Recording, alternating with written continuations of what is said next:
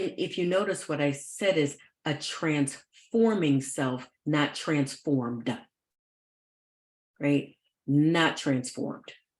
Because then now you are waiting for a perfection that will never happen, right? A completely transformed self is, that's just never going to happen. But transforming one step, one thought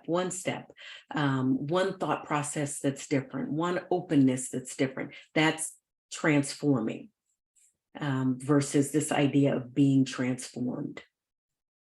Yeah. Because the doing is important. The doing is important. I mean, I'm gonna, this is me as a woman of action, as truly I identify as a Enneagram 8. I'm pragmatic. So what's all this transforming for if you're not going to do something with it, right? To be this shiny, holy vessel for what? For the sake of others, for the glory of God and for the sake of others.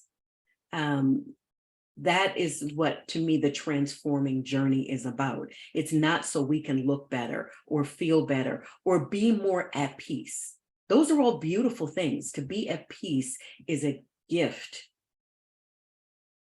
But if we're not sharing with somebody else, if we're not influencing and impacting someone else, and that's going to look different. How the impacting happens, how the influencing happens is going to be based on gifting and wiring and God's invitations.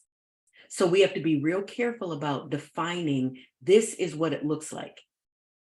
A transforming life should have this outcome. No, not uniformity. We have to get away from uniformity and this definition of doing equals, transforming equals. It's, think 1 Corinthians 12 and the body, the image that Paul used of the body and the head and the feet. We all have a place, but also, I mean, that chapter is one that has impacted my life as it leads into 1 Corinthians 13. If we're not becoming more loving people, I mean, in that last verse, verse 31, Paul says, let me show you a way of life that is better. All of this talk about exercising gifts, spiritual gifts, and the being and the doing. If it doesn't, let me show you a better life. And then the contrast of, if I could do all of these things, speak with the tongues of angels, all of that, but if I did not have love, I would have nothing. I would have nothing. And so that to me is a measure of a transforming life. Am I loving people better? Am I loving myself better? Do I have more self-compassion? Because I believe self-compassion, true self-compassion, spills out and we have more compassion for others. Even those that we completely disagree with, we can have more compassion. We can be more expansive in our wonderings about how did they come to that place? How did they get there?